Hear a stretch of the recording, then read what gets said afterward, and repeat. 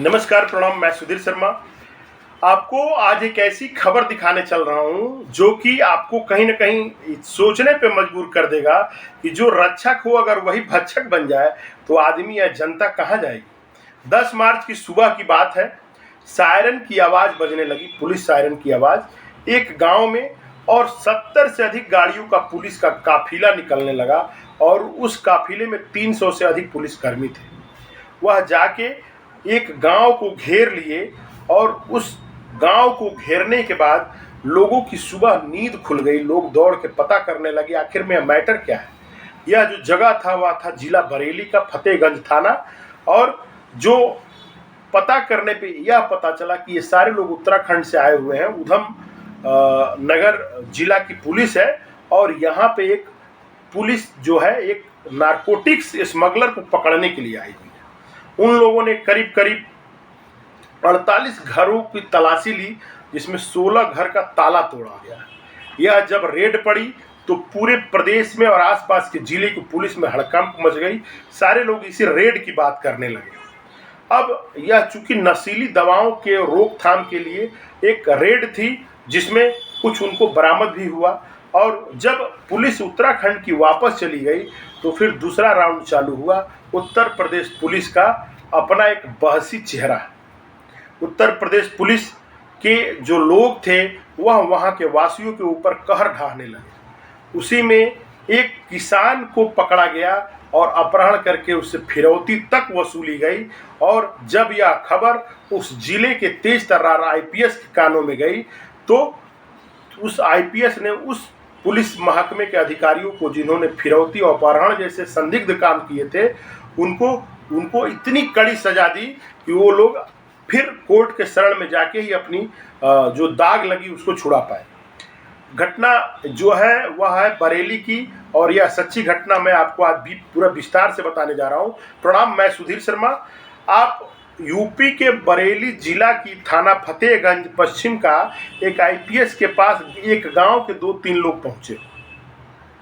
उन लोगों ने जाके आईपीएस से कहा कि हे हमारे मालिक, हम लोग फंस गए हैं, लूट गए हैं, हम लोगों को तोड़ दिया गया है, हम लोगों को बचा लीजिए, हम लोग के पास जमीन नहीं रह गई, हम लोग घर द्वार बेच दिए, कर्ज में डूब गए हैं, हमको बचाइए।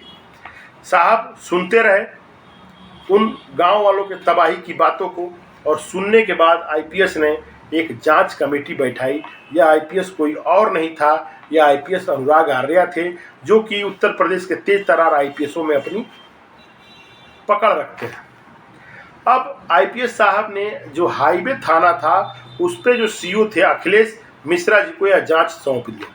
क्योंकि जब आईपीएस किसी अधिकारी को जांच सौंपता है तो अधिकारी अपना तन मन धन लगा के ईमानदारी के साथ उसका रिपोर्ट पेश करता है। और जब सीओ साहब ने इस घटना का रिपोर्ट लगाया तो वह घटना का रिपोर्ट आईपीएस साहब को तो परेशान कर ही दिया, सोशल मीडिया में तैरने लगा, और लोग पुलिस से फिर वही बात कहने लगे कि अगर रक्षक ही भक्षक बन जाए तो क्या होगा।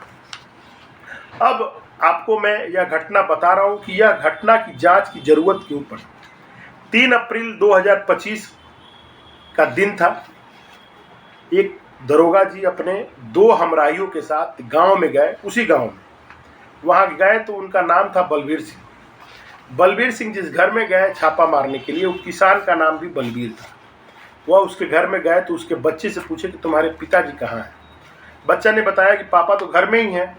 तो पुलिस बोली कि आप बाहर बुलाइए उनको। जब बाप बेटा दोनों बाहर आ गए तो उनको एक कुर्सी पर बैठाया गया और उनके सामने टेबल पे एक तमंचा रख दिया गया, और किसी तरह एक सिपाही ने फोटो खींच लिया। फोटो खींचने के बाद बाप बेटों को दिखाते हुए कहा गया कि तुम लोगों को पता ही है कि या इस पर अगर एफआईआर हम कर दें तो तुम लोग कितनी बुरी तरह फंस जाओगे। बाप बेटा दोनों परेशान हो गए और पुलिस लड़के को छोड़ के उसके बाप को एक गुंडे की तरह, एक बदमाश की तरह अपहरण कर ली गई।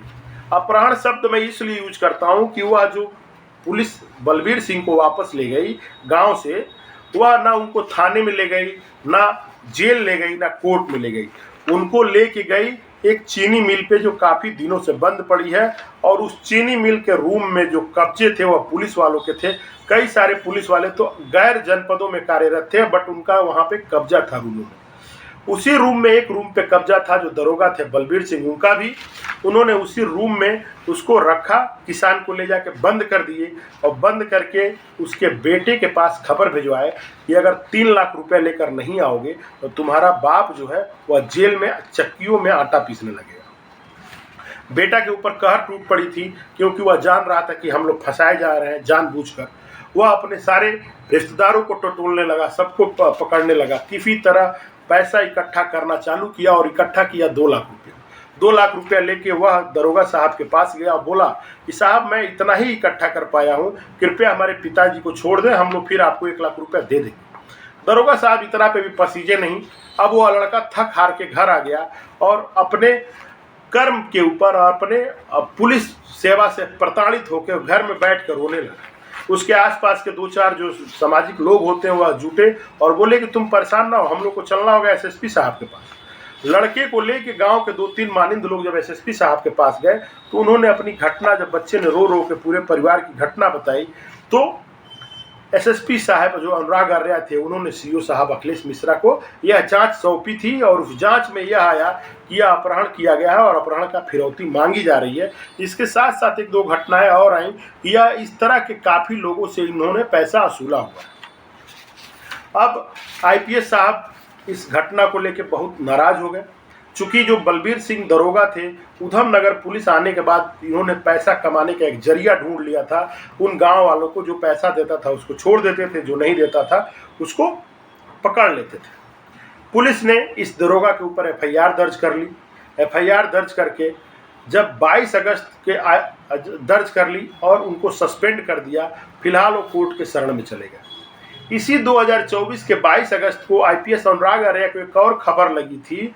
वह खबर लगी थी कि फरीदपुर थाना का जो एसएचओ राम सेवक सिंह है, वह 3 स्नैक जो स्मैकर हैं उनको उन्होंने पकड़ लिया है, जिसमें से उन्होंने 1 को जेल भेजा है और 2 को अपने पास रख लिया है, उनको बाइज्जत बरी कर दिया है। उसमें जो नाम था उसका नाम था आजम और नियाज। इन दोनों को छोड़ दिए थे और जो असनूर था उसको उन्होंने जेल भेज दिया। पता चला कि जो आजम और नियाज जिसको उन्होंने छोड़ दिया था, उनसे उन्होंने 7 लाख रुपया ऐंठा हुआ था।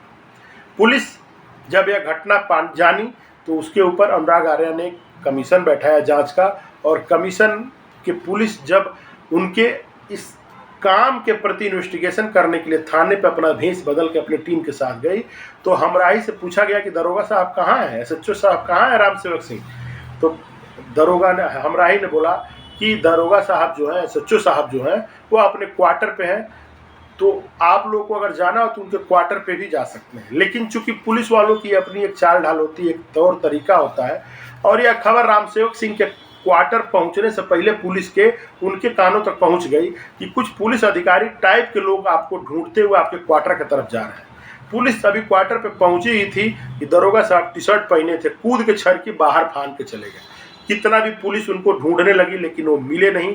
29 थानों की पुलिस उनके पीछे पड़ी, लेकिन राम सेवक सिंह भागते भागते बच गए, चूंकि वह कोर्ट के शरण में चले गए और कोर्ट में अपने उन्होंने कुछ यूज करते हुए जो भी उन्होंने चोरी के माध्यम से कमाया था, जो भी कहा जाए, जैसे भी उनको सस्पेंशन और गिरफ्तारी पर रोक लग गई। 7 महीने बाद उनको जेल नहीं हुआ और 7 महीने बाद उन्होंने पुलिस लाइन में वर्दी पहन लिया। हम इस घटने का जिक्र इसलिए कर रहे हैं कि ऐसे ही क्या जो बलबीर सिंह है उनको भी वर्दी मिल जाएगी, वो भी अपने कर्मों से मुक्त हो जाएंगे। फिलहाल यह आगे की खबर है, इसको देखा जाएगा क्या हो रहा है। अभी ये भी गिरफ्तार की कोशिश हो रही है, फिलहाल ये भी भागे भागे फिर रहे हैं, और राम सेवक सिंह के जैसे इनकी हाल होगी कि नहीं होगी यह देखना है। और जो आईपीएस अनुराग आर्या हैं, उन्होंने जो भी कदम उठाया था सोच समझ के उठाया था, और ऐसे भ्रष्ट अधिकारियों को जेल होना चाहिए, सस्पेंशन होनी चाहिए, और हो सके तो इनके ऊपर क्रिमिनल कोर्ट में स्पेशल केस लड़के इनको जल्द से जल्द सजा होनी चाहिए। अगर रक्षक ही देश का भक्षक बन जाए तो फिर क्या होगा, यह सोचने की बात है। इसी के साथ अगर मेरा आज का काम आपको पसंद आए तो प्लीज़ इसको लाइक और सब्सक्राइब करें मेरे चैनल को। नमस्कार, प्रणाम, मैं सुधीर।